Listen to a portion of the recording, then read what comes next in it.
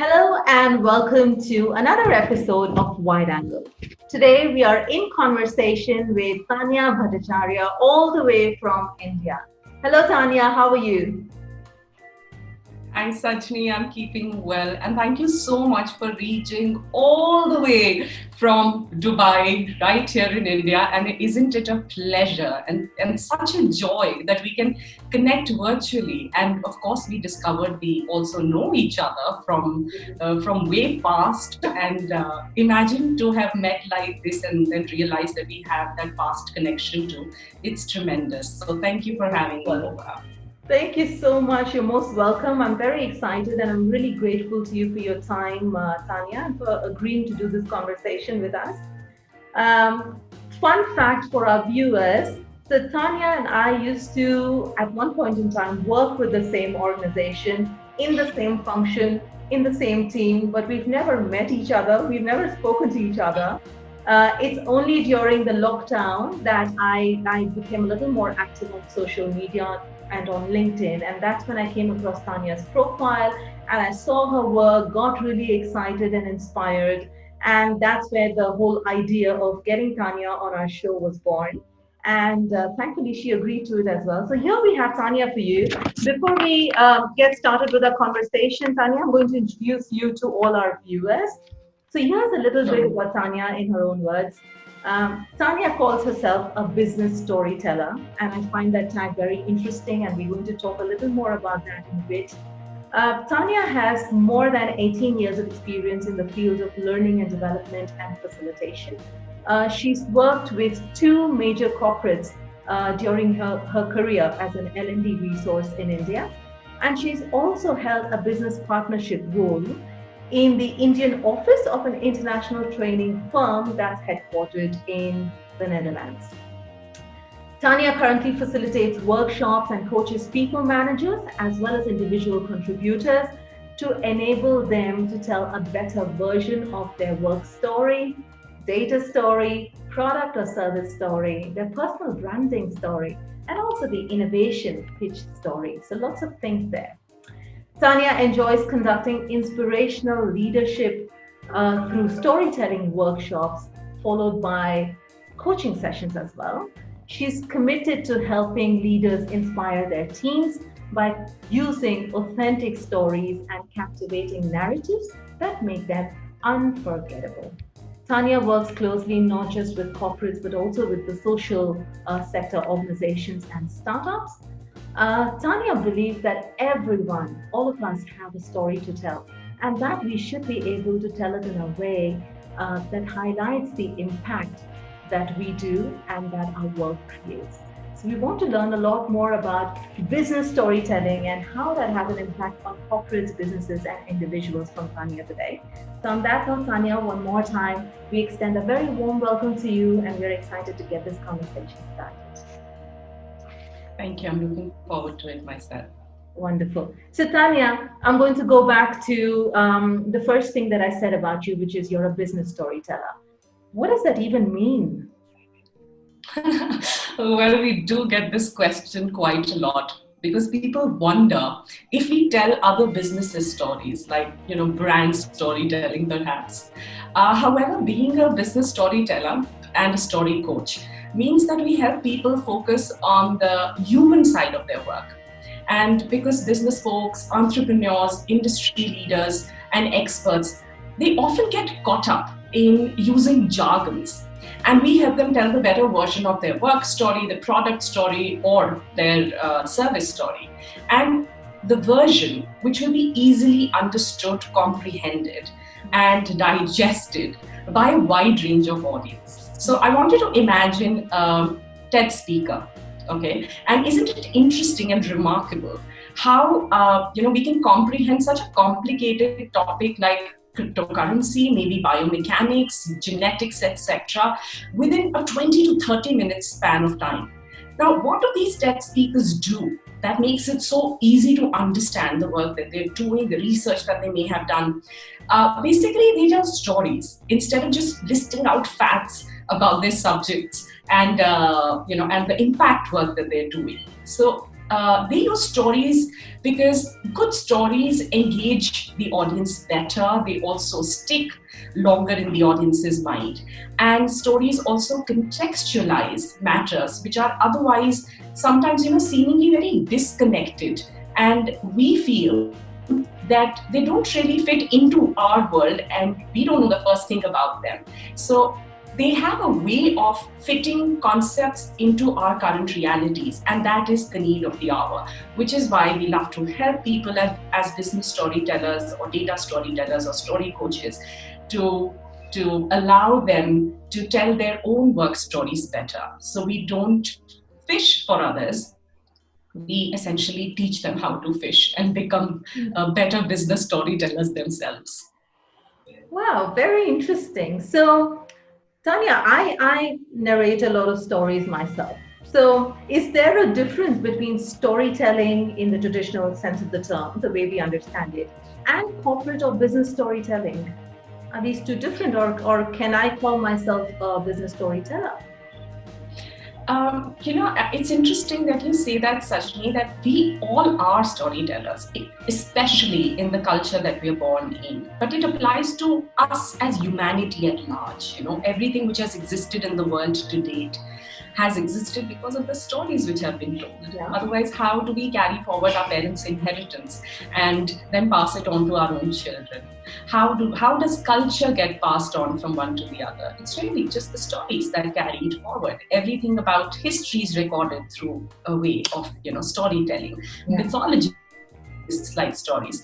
So we are all storytellers, and knowingly or unknowingly, sometimes to some great extent or little extent, we also use storytelling in the business context. However, let me because you asked that question, that is there a difference? So there is, one is that we are all essentially storytellers because we do lean on, for example, sharing life experiences. So if you were to catch up with someone at the workplace over a cup of coffee or lunch, you will share something that happened to you last week or earlier today. That becomes a part of your life story that you end up sharing with people. But there is a distinction between being just a storyteller who can tell very captivating stories, but also being a business storyteller. So, and there's also something called performance storytellers in between. So we are all natural storytellers. There are performance storytellers who tell stories to either children or to grown-ups for many reasons. It could be for entertainment, it could be for moral education or imparting values, or something else. Maybe piquing people's curiosity so that they think in a certain way. Change can be sort of triggered through a medium of storytelling, which is why some movies make such a huge impact on us and they make us think and ponder over them. But that's all performance storytelling. And then there is this new thing, which is actually not so new, because we've seen leaders and people in businesses and entrepreneurs do it all along, which is business storytelling. Now, business storytelling is different because the stories that we tell about the work that we do and how we are creating impact or change, what is the innovation that we have done in the business.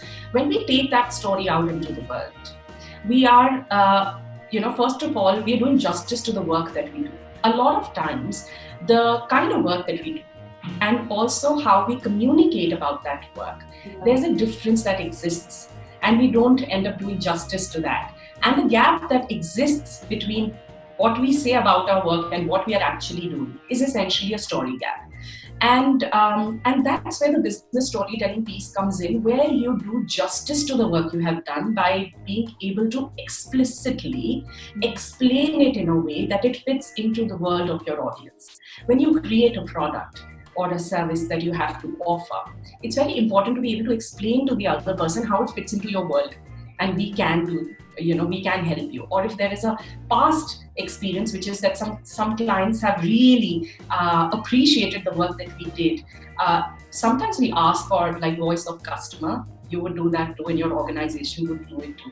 But what if they are not able to do justice to what you did because they send a 4-liner? So how do you tell that story? And that's where the business storytelling aspect comes, where the dots are not disconnected and disjointed and floating around, but the dots get connected and you piece them together, and then you present your work story in a manner that it becomes interesting, fascinating, memorable, and it sticks with your audience far longer. So, is there any one particular industry that finds this concept of storytelling more useful or more relevant than others? Or does it work for everybody? It works for everybody because everyone has a story to tell. Mm. And it's just it's terrible sometimes if they can't tell that story well. So like you read out in my introduction to that we work with the social sector organizations, we work with startups, change makers, entrepreneurs, we're working with corporates, and they're from varied industries, so from technology, financial industry, automobile, manufacturing, a vast variety of them, and everybody. In fact, it's so interesting that these days we have, we are getting introduced to industries that we didn't know too much about, or companies that we didn't know too much about, because everybody's seeking it, and there are so many seekers, and that's interesting. One of the things that caught my attention when I was looking at your profile was the word storyteller. It's just a complete departure from the traditional terms that you get to see on social media: consultant, facilitator, trainer, manager. A storyteller is somebody that you would it just sounds more catchy. So it's become quite a buzzword these days, Tanya, storytelling and business storytelling particularly. So why is there this sudden burning need for professionals to storytell? Certainly, I believe, and I'm sure you'll agree with me on this, especially these days when there's social distancing happening, we're not able to meet people one to one, and we have become disconnected as humans. Okay, and the only way to stay connected with humanity and the world at large is by going online. And when you go online, there's just too much noise. So we are connected through our phones. We've got the WhatsApp, we've got the Facebook, Twitter of the world, and Instagram and LinkedIn, and we've got our emails, and everybody's working between a work email and a personal email, and there's just a barrage of information, and the number of people that we are virtually connected to has expanded so much more than the number of people that we could otherwise connect with, like one-to-one, and really have a deep connection with. Now, when there is so much of noise around, it stands to reason that it's very easy for that, just like the page on the LinkedIn gets refreshed and you have a new name popping up and a new designation and a new form of work which is getting done popping up, the same your mind refreshes so quickly that I would come across 50 designers in a month. I may come across 100 leaders in a month, and not really knowing them personally, but the only way that I can even hope to remember any of them is that if they say something very different or they say something differently. And that's where the storytelling aspect comes in. When there is so much of noise around and everybody's saying pretty much the same thing and in the same manner, how do you distinguish one from the other? So the only way to literally have that that steady stream of light on top, like you're in focus, that focus comes in when you either say something which is drastically different from what everybody else is saying, or you say it differently. And that's what stories can help you do, to sort of set you apart. And which is why there is this burning need that people are feeling, because there's so much of competition and noise around. Yeah, and it's important, especially in a profile where you're selling a product in a very competitive market. How do you really differentiate yourself from your competitors, from another sales guy who's making a pitch on a similar product? The product may not be the differentiating factor all the time. It's maybe your sales pitch or the story that you carry with you that could differentiate you from the person next door. Absolutely, you nailed it. Wonderful, great. So you have a lot of clients. I know you work with the corporate very actively. So how do you see businesses and our organizations responding to this whole concept of storytelling? The response has been great. In fact, it's been overwhelming. And like I said, that we're working with varied industries, but there are still some people who would reach out to us because this is the buzzword, like you said, and people are realizing that business storytelling is going around. Maybe we should experiment, but they're not quite sold on the idea yet because they may be coming from that old school of thought that storytelling somehow is equal to false grandiose, or it is about fibbing. It's about saying things which are untrue. Yeah. So sometimes when there is this belief that you have that stories are not true and stories are fictional or make believe, then will it really fit? And it's amazing, sometimes when, of course, this used to happen more in the pre-COVID era. We would turn up for a workshop and a senior leader would come to address the group, and they would give, a nice talk, encouraging talk, an inspirational piece to the team and say, please learn everything you can, but don't try it on me. So don't come and tell me stories. And I would, and sometimes you just forced to wonder that if the positioning is not right and people are not sold on the idea of relevance of stories in business. And that's what we keep telling people, at Storywalas, that stories in business are not falsehood and make-believe. Stories in business are always truth and truthful, but they're just well told. We just look for better articulate things. So that's what we work on, the articulation techniques.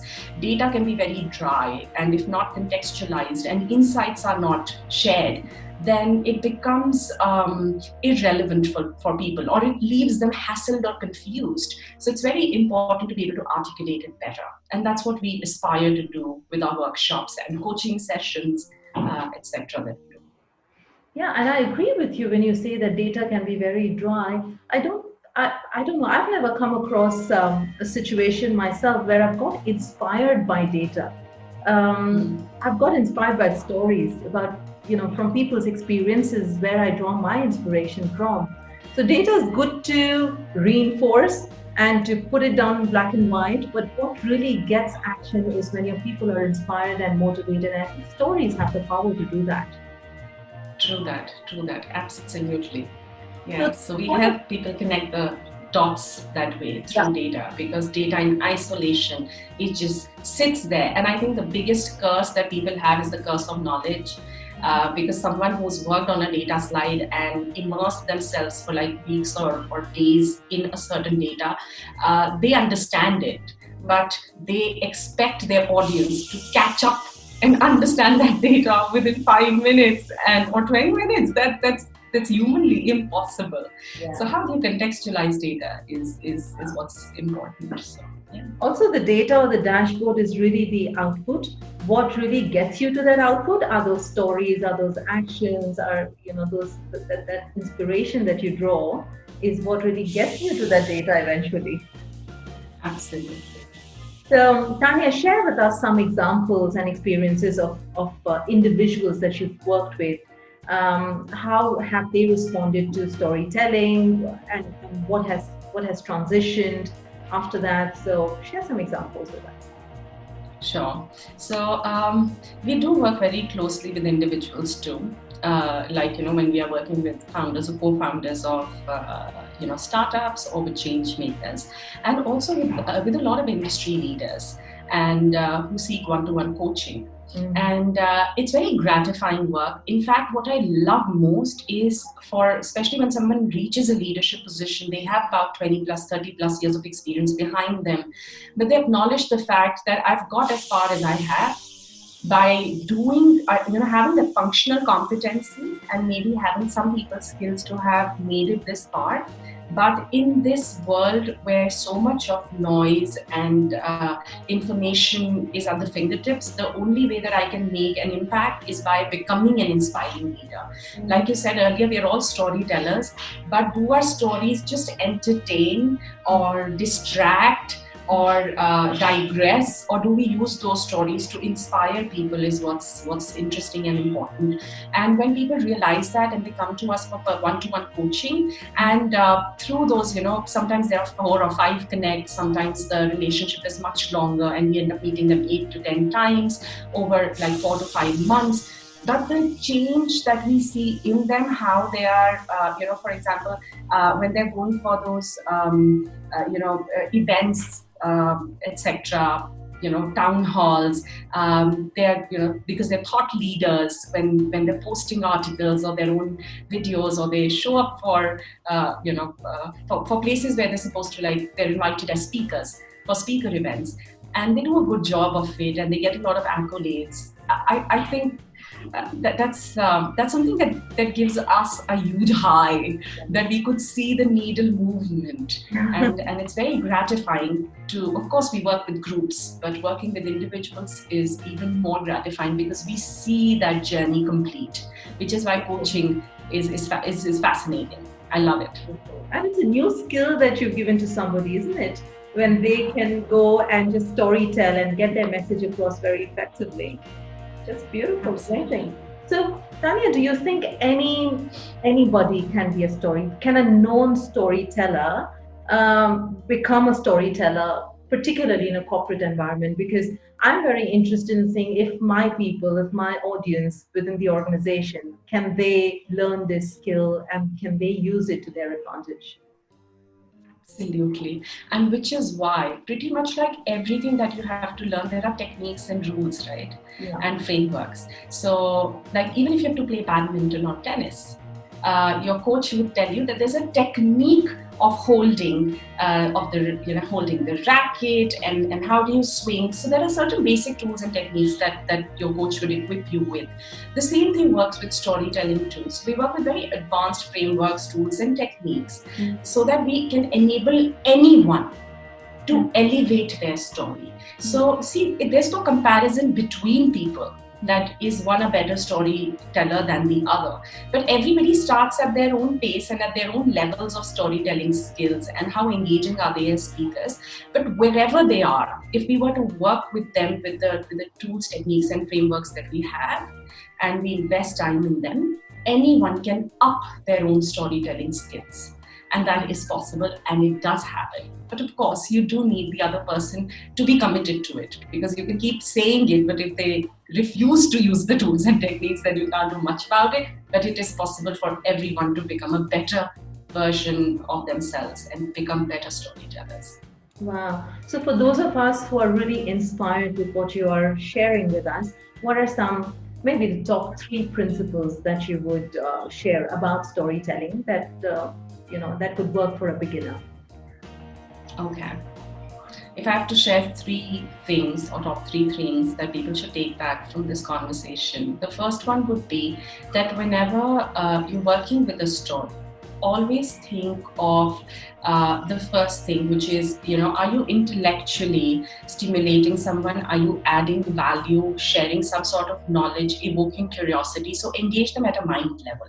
Because if it's a story which has been heard many times, because some people do that, they have their pet jokes and they have their pet stories, which they repeat over and over again. So if it's not something new and it doesn't, sort of add value at an intellectual level, then people tune out. So think of, can you engage them at a brain level? Then the second thing that I would leave them with is that through your story, think about, am I touching their hearts? Am I making them feel anything? It could be any emotion. It could be, I'm trying to get them excited about something. I'm trying to make them feel sad for what I'm sharing, or the life of maybe a customer who's, or an end customer who's not doing so well, which is why we need to bring about changes within our organization. But I want my audience to feel something, because all decisions are taken when we use both our left brain and our right brain. Yeah. Left brain is the factual and the logical brain, and the right brain is the emotional brain. But ultimately, whether I go ahead and put your recommendations into action or not would depend on how I feel about it. Do I strongly back your idea and your suggestion? So make them feel something. And it's very important to reflect on how will that emotion be evoked.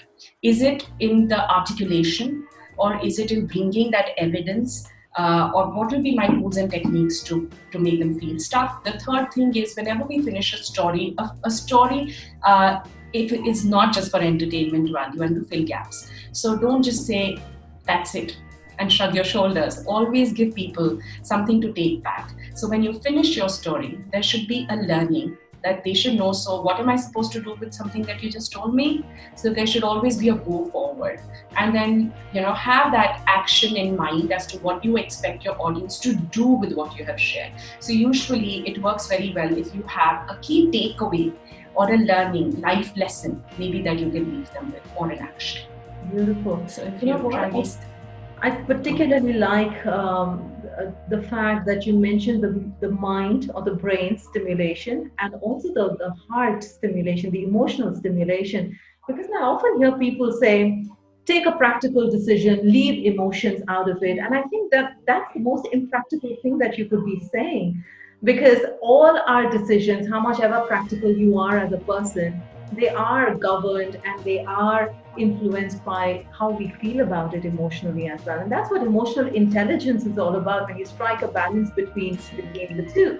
So I'm glad you mentioned that. I think that by itself is a valuable takeaway for many of us. So Tanya, what is that one overarching big message that you would like to leave for all our viewers on this whole discussion? Okay, so I'm very, very deeply inspired by Maya Angelou, who was a social activist. And there's a quote that, that just stays with me. It's one of my favorite quotes, so I would like to share that. So that overarching message, it comes to you through Maya Angelou's words. And she said, I have learned that people may forget what you said, people may forget what you did, but they will never forget how you made them feel. So always go for the heart and always go for putting your own feelings into your work and the story that you're telling of your work, and then see how you want to make them feel in your presence through your stories.